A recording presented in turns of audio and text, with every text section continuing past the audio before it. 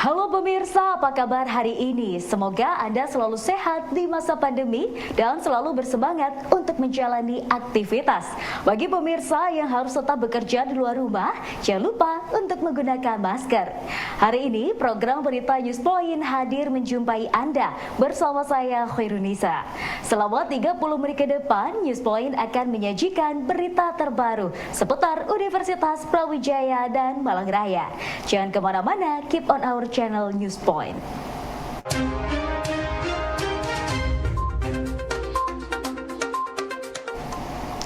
Tim dari RSUD Ciawi Bogor melakukan studi banding ke layanan kesehatan Pain Center RSUB Jumat 15 Oktober 2021. Direktur RSUD Ciawi, Dr. Muhammad Sani Musyafa, beserta tim melakukan diskusi dengan pihak Pain Center RSUB yang dilanjutkan dengan room tour layanan kesehatan Pain Center. Dr. Sani mengatakan studi banding ini untuk mendukung pengembangan layanan kesehatan RSUD Ciawi yang juga disusul dengan layanan pendidikan dan penelitian kepada masyarakat. Baik, tentu saat ini kami masih pada health services, namun akan kami kembangkan ke arah pendidikan dan juga terakhir kami akan mengembangkan ke arah penelitian. Karena memang visi di RSUD Ciawi adalah memberikan pelayanan, pendidikan, dan penelitian terbaik pilihan masyarakat. Dan ini menjadi PR bagi kami bahwa kami harus berusaha sebaik mungkin untuk meningkatkan segala aspek layanan kami, baik pelayanannya, pendidikannya, maupun aspek penelitiannya. Oleh karena itu kami hadir di sini untuk menimba ilmu. Ya istilahnya bahasa kami adalah rihlah, melakukan perjalanan jauh untuk meningkatkan keterampilan keilmuan kami agar kemudian bisa bermanfaat. Dalam rangka memperingati Sumpah Pemuda, Ikatan Alumni UB mengadakan donor darah massal dengan tema Satu Nusa, Satu Bangsa, Satu Bahasa, Satu Darah Indonesia. Serentak dari 5 kota pada hari Minggu 17 Oktober 2021. Didasarkan panitia donor darah IKUB menjelaskan 5 kota tersebut adalah Jakarta, Surabaya, Malang, Lombok, dan Mataram. Hingga saat ini sudah terdaftar sekitar 1.800 peserta yang terdiri dari mahasiswa, sivitas akademika, alumni, dan masyarakat umum. Donor darah ini merupakan yang pertama diadakan secara massal dan serentak pada masa pandemi. Jadi sebenarnya berawal dari tahun lalu ya, di masa pandemi itu PMI, khususnya PMI Jakarta, itu mereka menangis karena kekurangan pasokan darah. Kemudian kami dari IKUB tergerak untuk melakukan donor darah di masa pandemi. Karena kalau donor darah tidak di masa pandemi itu hal yang biasa ya, Mas ya.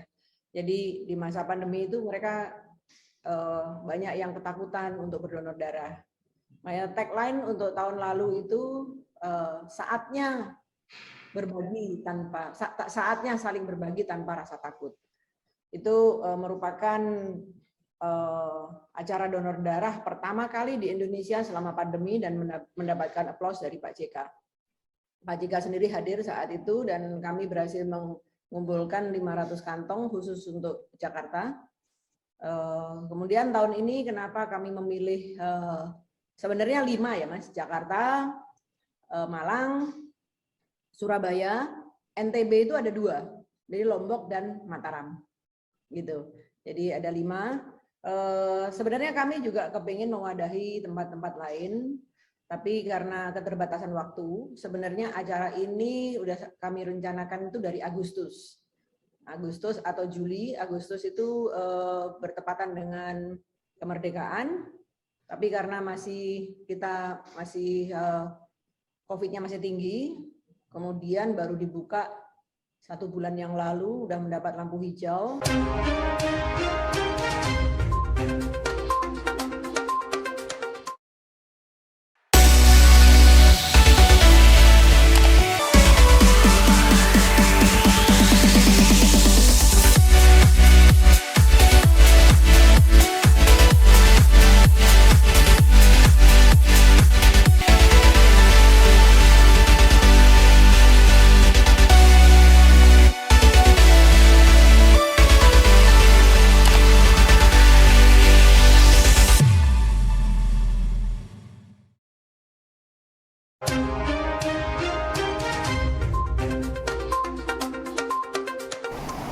Bulan Oktober diperingati juga sebagai Bulan Kanker Payudara Sedunia yang menjadi pengingat bagi perempuan untuk menjaga kesehatan payudara sekaligus sebagai kampanye tentang risiko kanker payudara.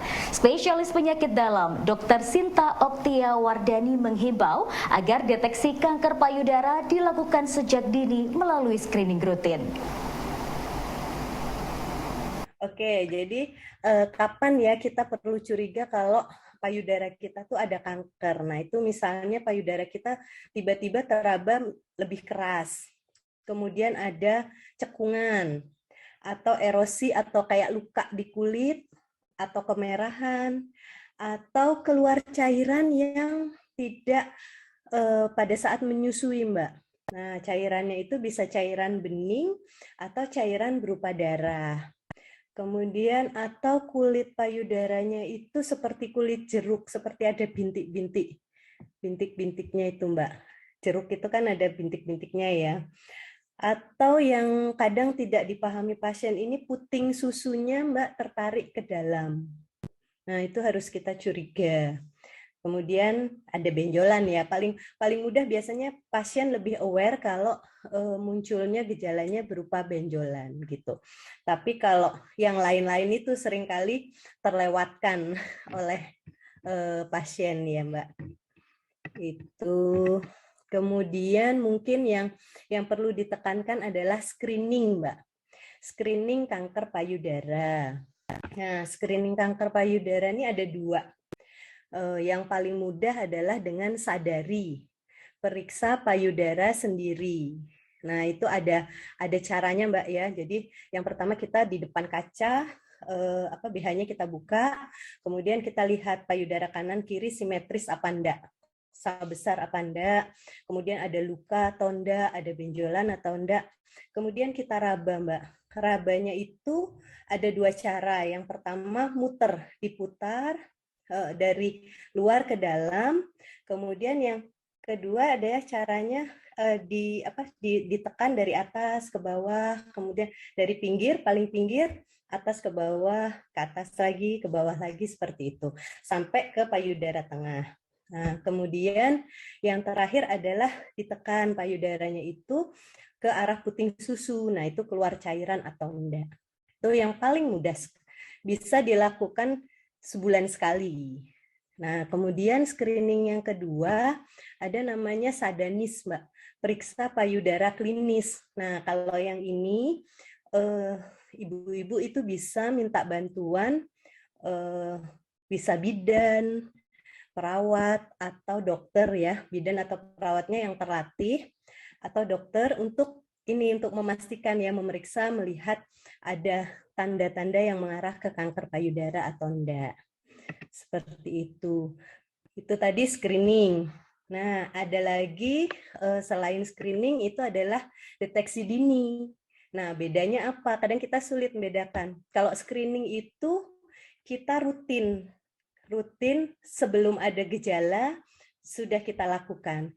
Tapi kalau deteksi dini biasanya adalah pemeriksaan yang dilakukan pada saat kita sudah ada gejala seperti itu. Misalnya sudah ada masalah di payudara kita, nah itu harus segera melakukan deteksi dini. Kalau deteksi dini ini memerlukan selain pemeriksaan oleh dokter, juga memerlukan pemeriksaan misalnya USG payudara, atau periksa mamografi. M. Naufal Rizky Alfani dan Anita Dominik Subali, 2 mahasiswa Fakultas Kedokteran Universitas Brawijaya, berhasil meraih juara 2 ajang Regional Medical Olympiad yang digelar oleh Ikatan Senat Mahasiswa Kedokteran Indonesia Wilayah 4. Bidang kardiorespirasi menjadi pilihan 2 mahasiswa semester 7 ini karena dinilai mempelajari organ vital yang menunjang kehidupan.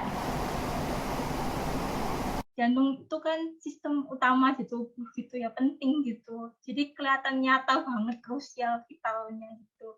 Jadi dengan belajar ini tuh kayak, karena jantung itu walaupun banyak, dia tuh bukan penyakit sepele, karena kalau berkembang itu bisa jadi parah dan memicu kematian gitu. Jadi ini cukup urgent untuk dipelajari, dan juga waktu mempelajarinya pun cukup seru karena banyak logikanya itu loh, banyak dari dari ini punya pengalaman ini gitu. Jadi semakin tertarik untuk jadi nggak cuma hafalan semata gitu ya, obatnya dihafalkan memang, tapi kalau prosesnya tuh kayak bikin seru gitu kalau dari saya gitu. Kemudian juga Medical Olympiad, acaranya dulu apa ya, Regional Medical Olympiad ini adalah olimpiade kedokteran, jadi ada 6 cabang yang dipertandingkan, jadi 6 pelajaran. Yang pertama tentang kardiorespirasi, kemudian ada neuropsikiatri atau otak sama psikiater kejiwaan gitu, saraf sama kejiwaan. Terus juga ada kesehatan tropis yang penyakit infeksius, misalnya yang bakteri, cacing itu. Kemudian juga ada muskuloskeletal tentang otot. Kemudian juga ada genitourinary sama ada gastro. Jadi ini lombanya adalah lomba berbasis pelajaran gitu. Jadi membahas mata bidang-bidang di kedokteran yang besar-besar, sistem yang besar di kedokteran umum. Setelah soft opening pada bulan Maret 2021 lalu, layanan kesehatan Pain Center Rumah Sakit Universitas Brawijaya kini tengah bersiap untuk grand launching yang rencananya akan dilaksanakan pada akhir Oktober 2021 mendatang. Lantas, seperti apa persiapan-persiapan yang sedang dilakukan? Simak penjelasan Ketua Pain Center RSUB, Dr. Ristiawan Mujilaksono berikut ini. Persiapan untuk grand launching, pertama kita menyiapkan alur pelayanan. Kita siapkan juga standar prosedur operasionalnya, SPO itu, bahkan clinical pathway-nya juga kita siapkan. Lalu kita mengatur juga jadwal-jadwal praktek para ahli nyeri di sini. Nah, pada saat itu juga kita punya kewajiban untuk menyiapkan narasumber-narasumber yang akan memberikan edukasi juga ke kita, semacam in-house training begitu. Ada yang selama ini mendukung kita itu dari Belanda, namanya Prof. Chris Visser. Nah, selama ini mendampingi kami bagaimana membuat sebuah layanan nyeri yang berstandar internasional. Ada juga ketua IPS, di Indonesia ini ada IPS namanya Indonesian Pain Society. Jadi komunitas para ahli nyeri dalam komunitas namanya Indonesian Pain Society. Beliau Dr. Takdir ya. Beliau juga akan bicara nanti pada saat grand launching itu. Dan juga akan ada pembahasan dari Prof. Husni Tandra, beliau pakar dan perintis layanan nyeri di Indonesia ya. Beliau akan menyampaikan tentang bagaimana pelayanan untuk cancer pain, untuk terutama pasien-pasien paliatif, bagaimana pendekatan dan cara terapinya buat masyarakat umum.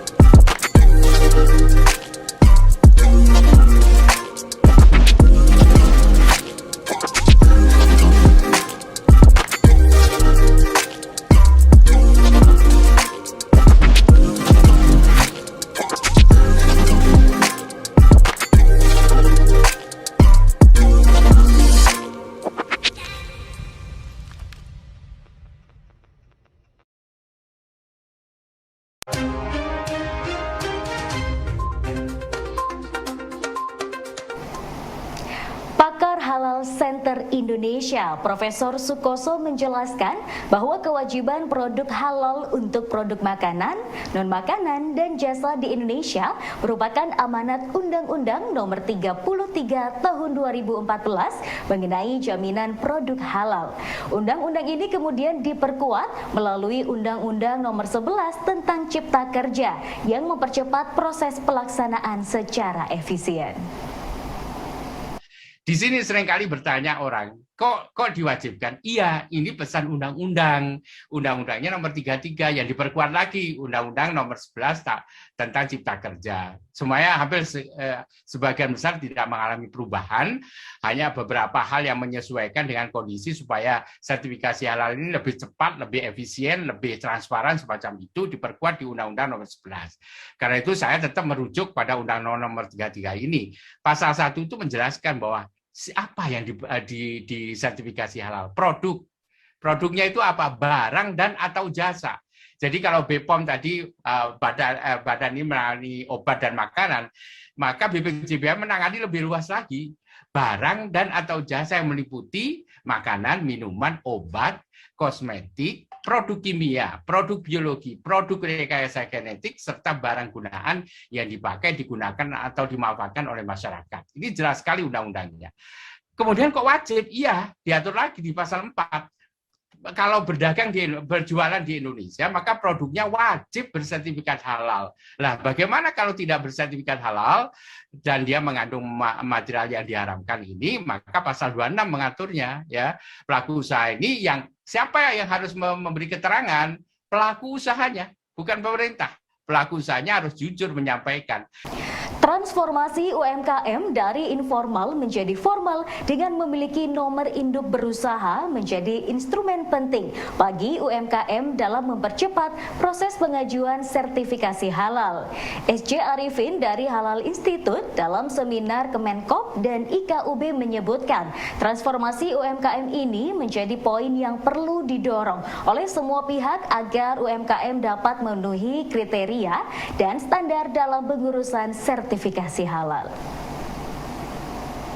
Transformasi dari informal ke formal atau penguatan korporatisasi, kita tahu bahwa